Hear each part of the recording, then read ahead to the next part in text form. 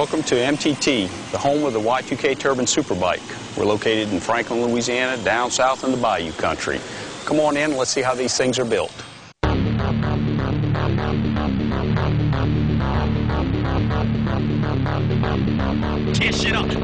This is the engine shop. This is where the heart of the Y2K is built.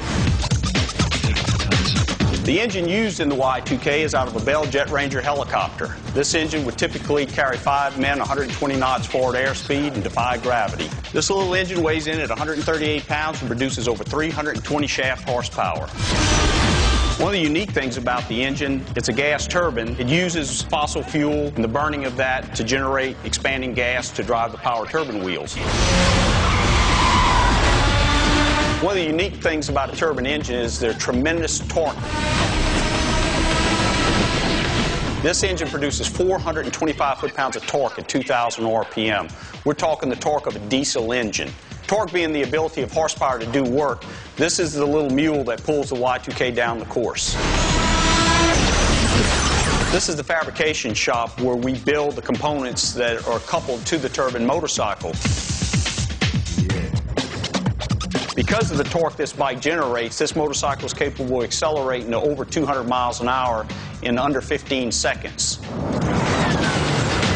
This is the Y2K final assembly. This is where it all comes together.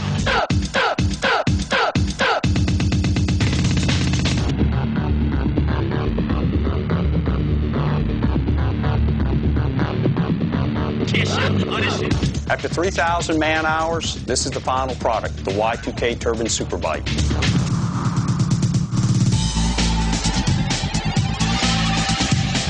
We're here at Patterson Airport with James Kane of Voodoo Racing. James is a professional stunt rider who's offered to ride the Y2K and see what she's got in her. It was explained to me that riding this bike was like feeling of the hand of God, grabbing you on your butt and throwing you forward, and that's exactly what it is.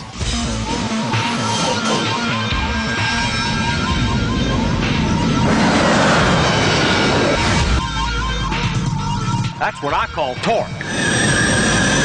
The Y2K sells for $185,000, and I guess if you say it real fast, it doesn't sound as bad, but, you know, it's not for the faint of heart, and, you know, you've got to be able to stroke the check if you want it. It is truly a street legal motorcycle. I don't think anyone's just ready to challenge us to the 250 mile an hour mark, but if they are, we're ready and waiting. The motorcycles are sort of like the last bastion of speed. You get on that, I mean, you're the pilot in command. I mean, it's no different than flying this helicopter. To describe this is to say that if you could bottle it and sell it, it'd be the most addictive drug in the world.